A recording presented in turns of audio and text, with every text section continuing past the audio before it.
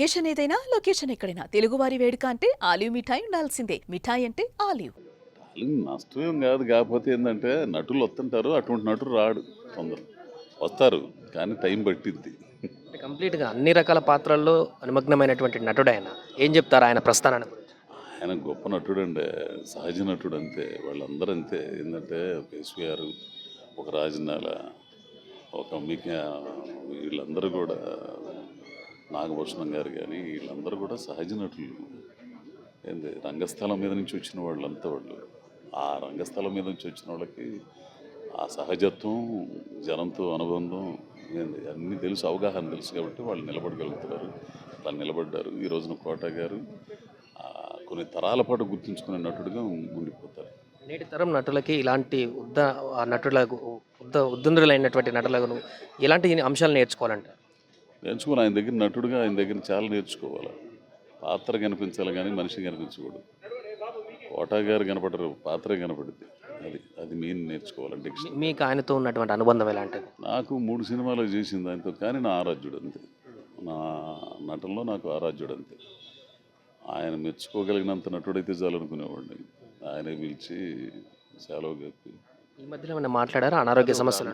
6 నెలల క్రితం పిలిపించాడు. తనే పిలిపించి ఎరా బాగున్నావా ఏందని చెప్పి, నన్ను నేను చూసుకుంటున్నట్టుందిరా, నిన్ను చూస్తుంటే అంతకంటే ఏం కావాల్సిన అని చెప్పి ఆయన శాలువ కప్పి, నేను ఎవడికి శాలువలు కప్పనురా, నీకు ఒక్కడికి కప్పుతున్నాను, మళ్ళీ ఎప్పుడు వస్తావు అని అన్నాడు. తొందరలో వస్తానయ్యా అన్నాను. ఇగో దీనికి వచ్చారు. ఖచ్చితంగా బాధాకరం కదండి. ఇంకా వార్తను చూడటం, ఆయన లేని లోటు తీర్చలేదు తెలుగు ఇండస్ట్రీ.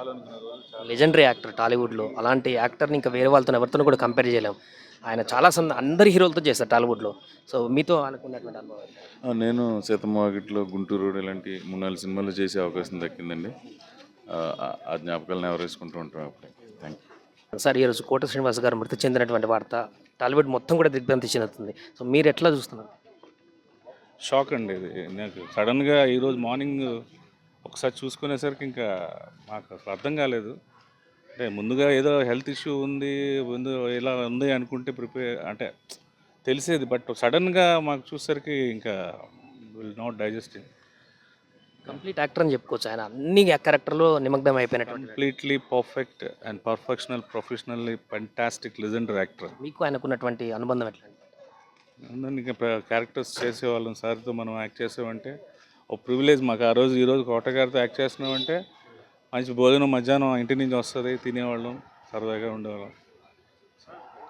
అది పూర్తిగా ఇప్పుడు కోట శ్రీనివాస్ గారు లేరన్నటువంటి వార్తనైతే వారు ఎట్టి పరిస్థితుల్లో జీర్ణించుకోలేకపోతున్నారు. ఎందుకంటే వారితో ఉన్నటువంటి అనుబంధం, ఆయనతో షూటింగ్ ప్లేస్లో ఉన్నటువంటి అనుబంధం కానీ, ఆయనతో ఉన్నటువంటి మమేకమే కానీ ఏదైనా కూడా వారందరూ కూడా నెమరు వేసుకుంటున్నటువంటి సందర్భం. అందుకే ఒక్కొక్కరుగా ఇక్కడికి వస్తూ నివాళులు అర్పిస్తున్నారు, సంతాపం తెలుపుతున్నారు. అలాంటి లెజెండరీ యాక్టర్ లేకపోవడం అనేది తీరని లోటు అంటూ కూడా చెప్తున్నటువంటి సందర్భం అయితే మనకి ఇక్కడ ప్రస్తుతం కనిపిస్తుంది.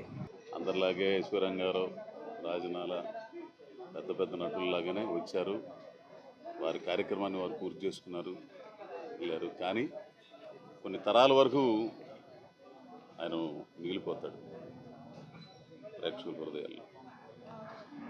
నాలాంటి నటుడికి ఎంతో ఆదర్శనీయుడు నటుల్లో. ఈ రోజున ఆయన పరమోదయించడం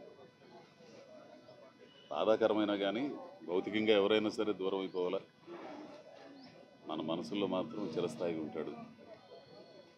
సుమన్ టీవీలో మీ పర్సనల్ అండ్ బిజినెస్ ప్రమోషన్స్ కోసం కింది నెంబర్కి కాంటాక్ట్ చేయండి.